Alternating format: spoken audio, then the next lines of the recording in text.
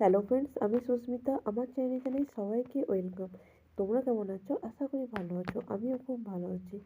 দেখো, আমার দিদিদের আজকে ঠাকুর বিজয়। চলো, ঠাকুরটা বরণ করছে। এটা বরণ করছে আমার দিদির বন্ধুর বউ, মানে দিদিদের রিলেটিভই হয়। দেখো, ঠাকুরটাকে বরণ করছে।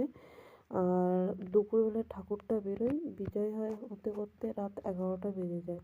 এবার গোটা গ্রাম ঘুরে সবাই নাচন কোদন করে। আর এই বয়স্ক ভদ্রমহিলা উনি বলে বলে দিচ্ছেন যে কীভাবে বরণ করবে না করবে। দেখো, আর আমার দিদিকে বলছি, তোরা বরণ করি না? বলছে না, আমাদের কেউ বরণ টরণ করে না।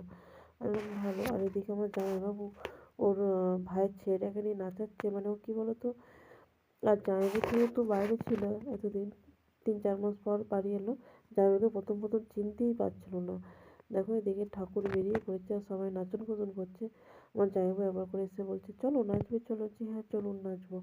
দেখো, এখানে সবাই নাচছে আর খুব আনন্দ করছে। আর আমাদের দিদিদের এই কালী ঠাকুরটা না কার্তিক মাসে পুজো হয়। দেখো, এটা তোমার মাঘ মাসে ওই অমাবস্যার আগের দিন পুজো হয়। অমাবস্যা ধরে পুজো হয় না। যেমন আমাদের ওখানে একটা জাগ্রত কালী ঠাকুর আছে, অমাবস্যা ধরে পুজো হয় না। আমাদের যে কালী ঠাকুরটা অ্যাকচুয়ালি পুজো হয় ওটা হচ্ছে শিব চতুর্দশীর পর যেই অমাবস্যাটা পড়ে সেই অমাবস্যা ধরে পুজো। যেমন এবারে পড়েছে, মানে শিবরাত্রি পড়েছে 13 তারিখ, আর আমাদের পুজোটা পড়ছে 19 তারিখে। দেখো, আর আমি, দিদি আর দিদির যা এদিকে। আর কি বলতো, একটা ছেলে না খুব ফলো করছিল। যাই হোক, আমি বেশিক্ষণ থাকিনি, চলে এসেছিলাম। আমার দিদিকে বলছি, চল না বাড়ি চল না, আর ঘুরতে ভালো লাগছে না, পায়ে লাগছে। আমার দিদি বলছে, আর একটু থাকি। গোটা গ্রাম তো জানিই না, যাওয়াই হয় না কোথাও। আর এখানে বাচ্চা বাচ্চা মেয়ে ছেলে মেয়েগুলো সবাই নাচছে। দেখো কত সুন্দর। আর এখানে আমার দিদি, এখানে কি বলতো, আমাদের অন্য জায়গায় কী হয়, মাতালগুলো এক কাছে নিয়ে নাচ করে আর এত ঝামেলা করে, কি বলবো। এখানে সেরকম নয়। এখানে ছেলে মেয়েগুলো এক জায়গায় নাচছে, মাতালগুলো আর এক জায়গায় নাচছে, সব আলাদা আলাদা করে। দেখো, আর এখানে কি বলতো, ঝামেলাটা খুব হয় না। আমার দিদিদের ওখানে মানে অশান্তিটা খুব কম হয় বলতে গেলে। আর আমাদের এদিকে বাপরে, সেই পেটে এক গ্লাস পড়লে রাজা রাজা ভাব।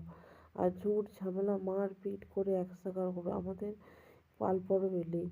অবশ্য আমাদের পাড়ায় যে কালী ঠাকুরটা পুজো হয় অতটা অশান্তি না হলেও আরেকটা পাড়া আছে, ওই পাড়ায় বাপরে কী বলবো, কোনো কথা হবে না পুরো।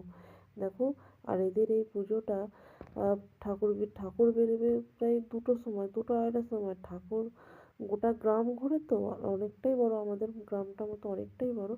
তো ঘুরতে করতে পুরো সন্ধে 7-8টা বেজে যায় ঠাকুরতলায় ঢুকতে। আর এটা হচ্ছে দিদির ননদ, আমাকে বলছে, এ চলো নাচবে চলো। আমি বলছি, হ্যাঁ চলো, তুমিও নাচবে চলো। সে কী বলবো, আর আমার যেহেতু শরীরটা খারাপ, আমাকে বলছে, তোমার গলায় কি হয়েছে, গলায় গিয়ে কামড়ে দিয়েছে, ইয়ার্কি মারছে আমার সাথে। আর আমার যেহেতু সবার কার সঙ্গে সত্যি কথা বলতে গিয়ে আমার যার সঙ্গে পটে না, তার সঙ্গে আমার কথা বলতে ইচ্ছে করে না। আর ওদের দিদিদের নদীটা একটু অন্য টাইপের, মানে ভালো খারাপ নয়, কিন্তু ওদের কথাবার্তা অন্য টাইপের। দেখো, ঠাকুরতলাটা চলে এসেছি, আর এখানে সব, আর ওদের কি বাতাসা ছড়ায়, ঠাকুর বিজয় দিন বাতাস ছড়ায়। এখানে সব খিচুড়ি ভোগ খাওয়াচ্ছে। আমাদের জামাইবাবু ডাকতে এলো, ভোগ খাবে না? আমি বলছি, হ্যাঁ খাবো। আমি একটুখানি খেয়ে ঘরে ভাত খেলাম, কারণ আমার খিচুড়ি খেলে খুব অম্বল করে, তার ঠাকুরের জিনিস না করতে। দেখো, খিচুড়ি ভোগ খেয়ে খাওয়া হয়ে গেছে। দিদি বললো, তুই চলে যা। আমি এবার যেহেতু মামার বাড়ি যাবে, ব্যাগ ফ্যাগ গোছাচ্ছিলাম, গুছিয়ে আমি বাড়ি চলে এলাম। ভিডিওটা ভালো লাগলে লাইক কমেন্ট